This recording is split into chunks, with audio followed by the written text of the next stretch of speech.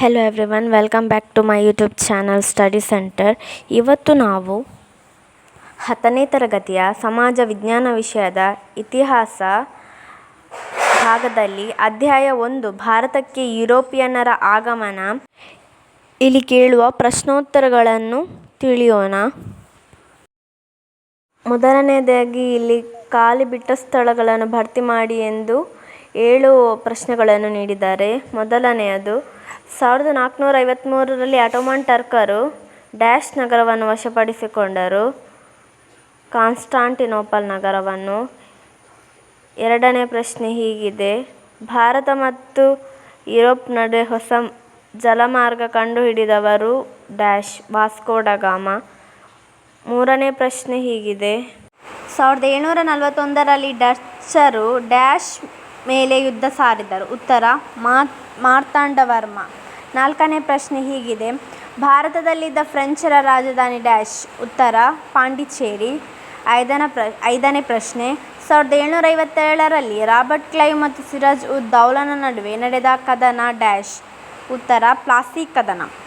ಆರನೇ ಪ್ರಶ್ನೆ ಹೀಗಿದೆ: ಈಸ್ಟ್ ಇಂಡಿಯಾ ಕಂಪನಿಯ ಬಂಗಾಳದ ದಿವಾನಿ ಹಕ್ಕನ್ನು ಡ್ಯಾಶ್ ನೀಡಿದನು. ಉತ್ತರ ಎರಡನೇ ಶಾ ಆಲಂ ನೀಡಿದನು. ಏಳನೇ ಪ್ರಶ್ನೆ ಹೀಗಿದೆ: ಬಂಗಾಳದಲ್ಲಿ ದ್ವಿಪ್ರಭುತ್ವವನ್ನು ಜಾರಿಗೆ ತಂದವನು ಡ್ಯಾಶ್. ಉತ್ತರ ರಾಬರ್ಟ್ ಕ್ಲೈವ್. ಮುಂದೆ ಇಲ್ಲಿ ಪ್ರಶ್ನೆಗಳನ್ನು ನೀಡಿದ್ದಾರೆ. ಎಂಟನೇ ಪ್ರಶ್ನೆ ಹೀಗಿದೆ: ಮಧ್ಯಕಾಲದಲ್ಲಿ ಭಾರತ ಮತ್ತು ಯುರೋಪ್ ನಡುವೆ ವ್ಯಾಪಾರ ಹೇಗೆ ನಡೆಯುತ್ತಿತ್ತು? ಉತ್ತರ ಹೀಗಿದೆ: ಏಷ್ಯಾದ ಸರಕುಗಳನ್ನು ಅರಬ್ ವರ್ತಕರು ಪೂರ್ವ ರೋಮನ್ ಸಾಮ್ರಾಜ್ಯದ ರಾಜಧಾನಿಯಾದ ಕಾನ್ಸ್ಟಾಂಟಿನೋಪಲ್ ನಗರಕ್ಕೆ ತಲುಪಿಸುತ್ತಿದ್ದರು. ಇಲ್ಲಿಂದ ಇಟಲಿ ವರ್ತಕರು ಕೊಂಡು ಯುರೋಪ್ ದೇಶಗಳಲ್ಲಿ ಮಾರುತ್ತಿದ್ದರು.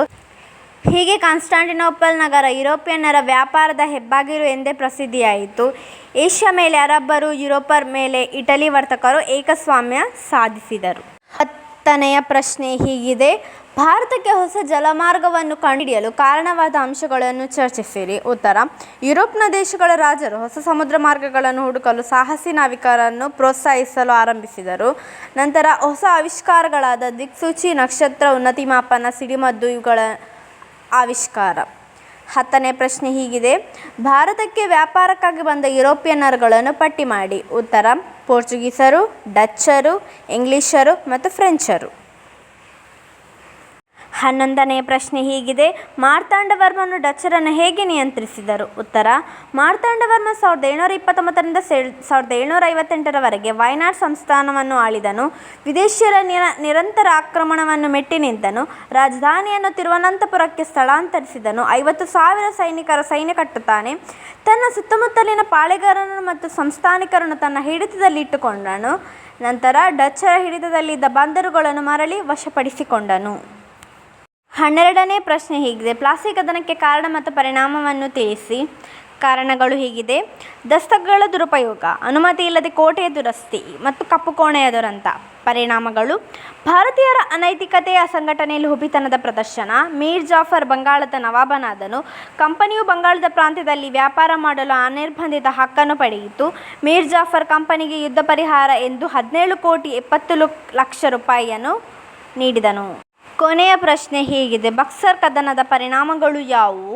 ಉತ್ತರ: ಈಸ್ಟ್ ಇಂಡಿಯಾ ಕಂಪನಿಗೆ ಬಂಗಾಳದ ಮೇಲಿನ ದಿವಾನಿ ಹಕ್ಕನ್ನು ಎರಡನೇ ಶಾ ಆಲಂ ನೀಡಿದನು. ಶಾ ಆಲಂ ವಾರ್ಷಿಕ 26 ಲಕ್ಷ ರೂಪಾಯಿಗಳನ್ನು ಪಡೆದು ಬಂಗಾಳದ ಮೇಲಿನ ತನ್ನ ಹಕ್ಕು ಬಿಟ್ಟುಕೊಡಬೇಕಾಯಿತು. ಔಧನ ನವಾಬನಾದ ಶುಜ್ ಉದ್ ದೌಲನ ಕಂಪನಿಗೆ ನಷ್ಟ ಪರಿಹಾರವಾಗಿ 50 ಲಕ್ಷ ರೂಪಾಯಿ ಕೊಡಬೇಕಾಯಿತು. ಮೀರ್ ಜಾಫರ್ ಮರಣ ಹೊಂದಿದ್ದರಿಂದ ಅವನ ಮಗನಿಗೆ ವಿಶ್ರಾಂತಿ ವೇತನ ನೀಡಿ ಬಂಗಾಳದ ಪೂರ್ಣ ಆಡಳಿತವನ್ನು ಕಂಪನಿಯು ಮಾಡಿತು.